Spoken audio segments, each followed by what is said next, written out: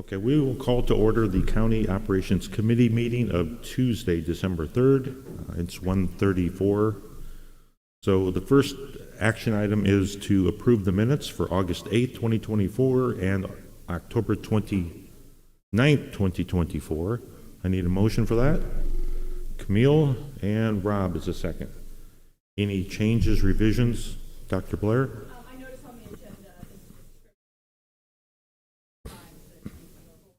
Yeah. Okay. Okay, thank you. No, I noticed it too. Even in reading it, I was like, okay, I know the right year. All right, any other corrections? All right, all in favor with the sign of aye? Aye. Those opposed with an A. All right, that passes. We will move to the informational items, so I'll turn it over to Administrator Sorrell to do the workforce report and vacancy report.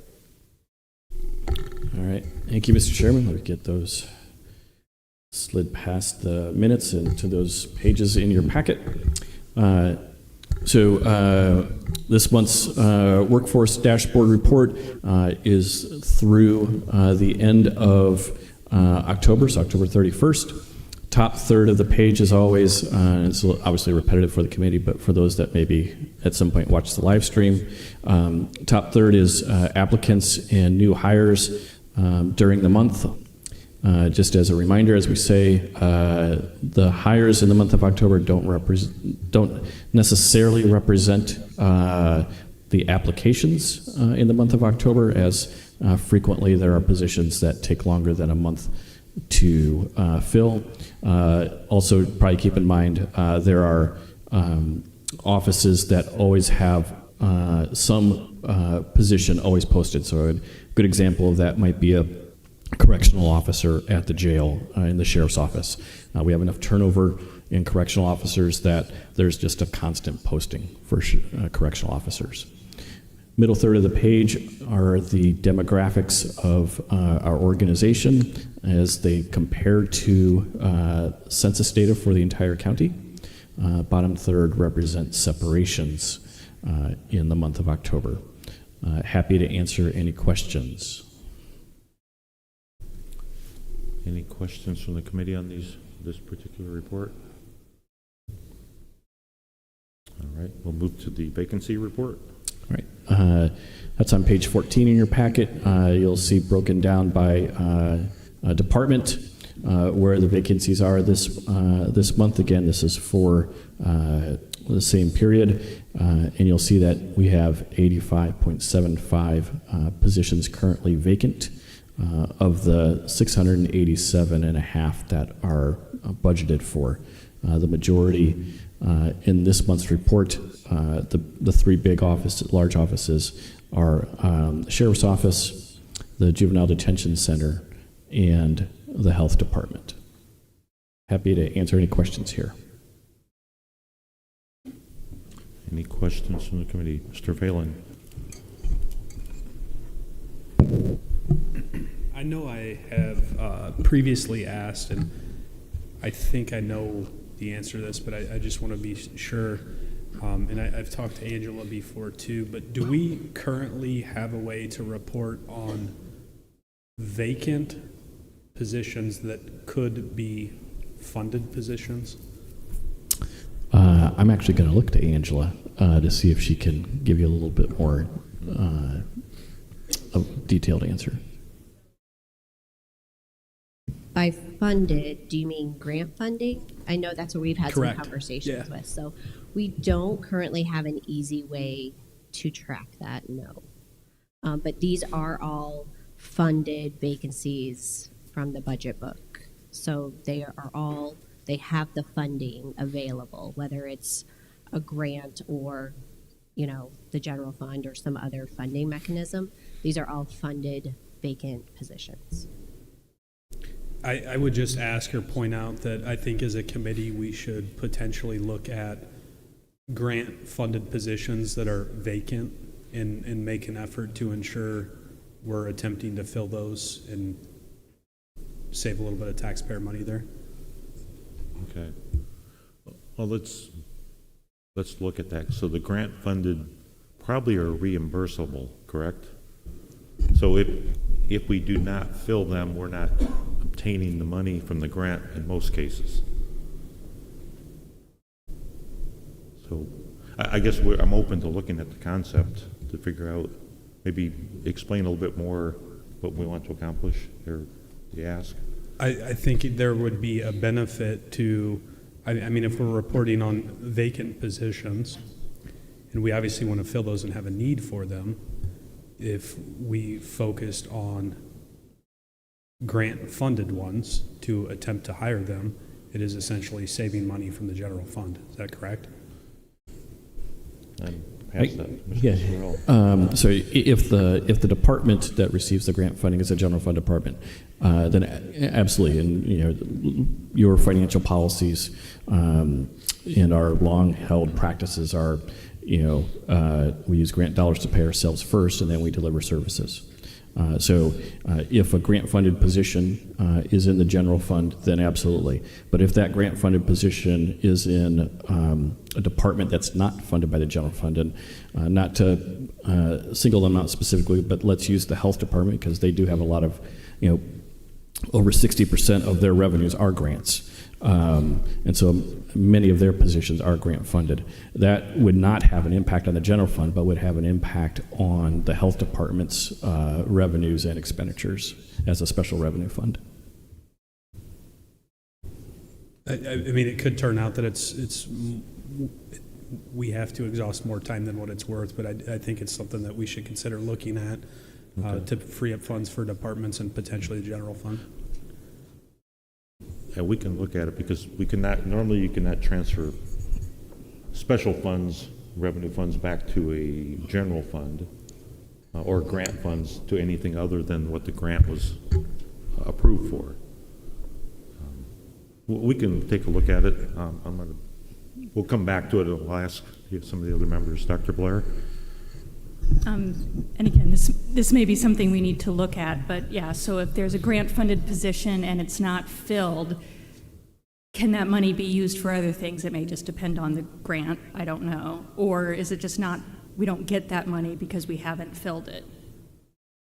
So it's likely, well, it's definitely one of those two things, and it will be, that answer will be unique to each grant. But I would suggest the majority of the grants are reimbursable grants, meaning if we don't fill it, we do not receive the money from the grant. But a lot of times there's also benefits paid by a general fund where the grant pays for most of the salary and most of the expense. And then again, they all vary by grant. Sharon? So correct me if I'm wrong, Scott, but if a grant-funded position, if they have overtime, the overtime is not covered, or is it? Because to me, we would be saving money if that money is not being used to pay overtime. So that will vary based on the grant agreement itself. So there might, and believe me, I don't have unique knowledge of every single grant that we have, but there may be grants that we have that do allow for overtime as an expense that the grant that can be charged against the grant. But there are definitely grants I know that where the overtime is not an eligible expense for that grant. So it'll vary by each grant, and what that breakout is, we obviously haven't done that research. But okay. Jennifer? So some of this may obviously overflow into finance, but in terms of the report being maybe a starting point, if we have a column that shows how many grant-filled positions we have, or grant-funded, positions we have, then from there, potentially we could look at how we do the budgeting for those in the future, whether it be, we hold back until that position is filled and needs the funding to pay up front and get reimbursed. But I think it starts with getting some idea of how many grant-funded positions we have or vacancies we have. I agree. I like that idea. Angela, how challenging is that to identify the grant-funded positions that have been approved and then the positions that are vacant that are grant-funded? I'll have to look into that, because right now we don't have a way to specifically pull out which positions are grant funded. And again, like maybe if they're based upon, a certain object code or, a funding code, we could look at that. But I also think there's some positions that are only a portion are grant funded. So how do how would you want that to be reported if it's only a certain project or a certain percentage of time? It would still be one FTE, but maybe only, again, trying to figure out what percentage of that position is actually grant funded could be even more challenging. Yeah. Mr. Chairman, I think there's a number of different parameters that would kind of go into this calculus. If maybe we could work with one or two committee members to help put some definition to those parameters, then we can start to see what we can do to get to what the committee's looking for. No, I think some additional discussion, so I don't know, Mr. Phelan, you brought it up. Would you be willing to jump in? And then Jennifer, would you be willing to jump in and have just a little more detailed discussion on kind of, I think I know where we want to go to do a better job of budgeting and planning and filling positions. We just need more data and more information. Before you finish that, I just have one additional comment to add to Jennifer's request as well. Just from a high level, I think is what we're asking from the report, to maybe just pull it out or put an asterisk by a number that says how many are grant funded. But my question is, what is the rationale behind not separating these out?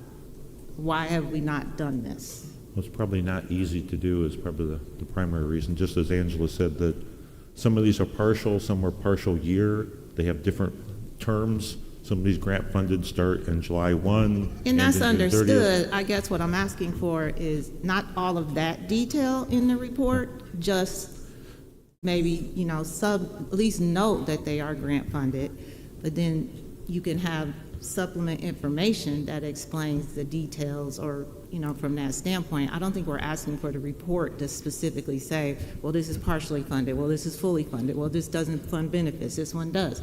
I don't think you're asking for the report to say all of that. I think you're just asking for the high level part of separating the point of how many positions are grant funded.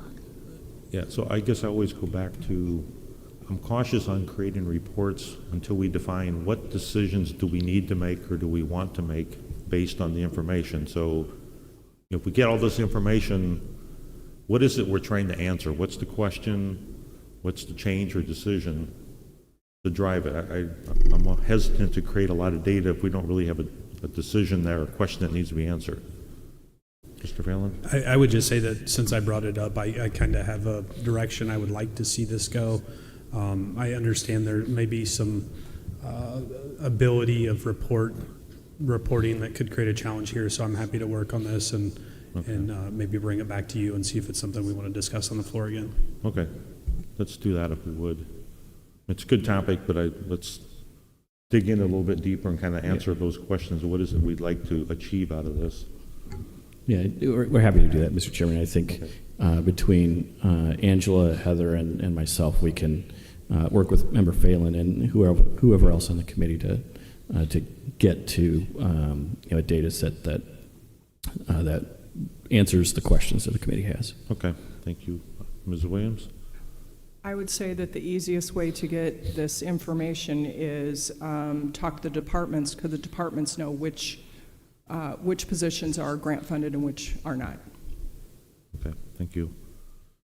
All right, good discussion, good digging in here. Any other questions on the vacancy report?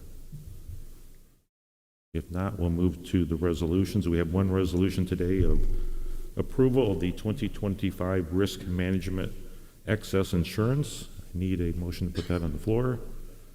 Dr. Blair and Ms. Allison. I'll ask, is Angela going to present this? All right. Okay.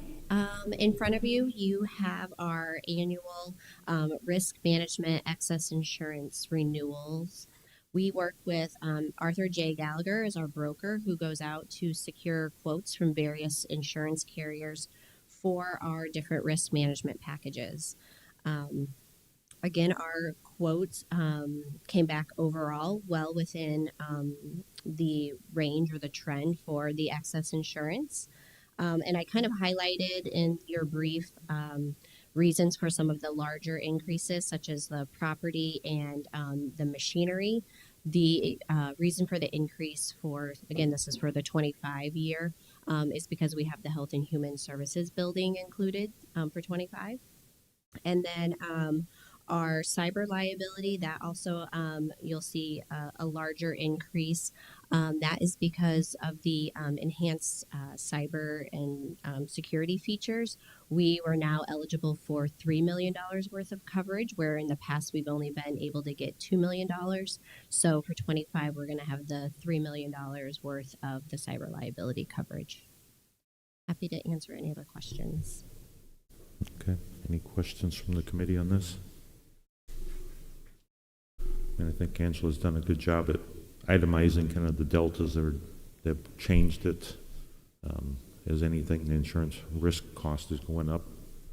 So we'll just manage it. If we don't have any further questions, I'll ask for a vote. All in favor with the sign of aye. Aye. Those opposed with a nay. All right, that passes. Thank you. Thanks. Like to go to citizen comments. Ask for citizen comments. We don't see anyone here for that, so we'll move to miscellaneous. I'll start with the committee first. Anyone have a miscellaneous item? No? Shauna, would you like to, under miscellaneous, we'd like to give an update on the insurance enrollment for health insurance. Now we passed enrollment period. This committee approved the updated new policy, new program. Maybe Shauna can give us a quick update. Sure, thank you. So shout out to Angela and her team. We had 650 employees approximately currently that needed to get into the system and either enroll in coverage, or if they did not want coverage, they had to waive coverage. So we kind of had everyone in two different buckets, if you will. Of those who were currently on the plan, we only had 2 who we had to follow up with at the very last minute to try to get them enrolled. So I'm really pleased with that. I know Angela and her team worked with the department heads and electeds to really make sure that they were getting the message out to their teams that they needed to get in there and get that enrolled. We just had a really short 2-week enrollment period. So we were really pleased with that outcome. And then for those who did not have coverage currently that needed to waive coverage, we had about 10 that we had to follow up with. So everybody did a really good job from our perspective in getting the word out and getting in a timely fashion and getting everything updated. So as of right now, we think it was a success. Happy to answer any questions. Oh, great. No, thank you for that update. And I think the Health Insurance Advisory Committee, starting in the new year, will meet again to look at some of this data as far as enrollment, which plans people enrolled in, and kind of general consensus, see how the numbers are turning in. And I think that committee will meet multiple times in 2025. Is that correct?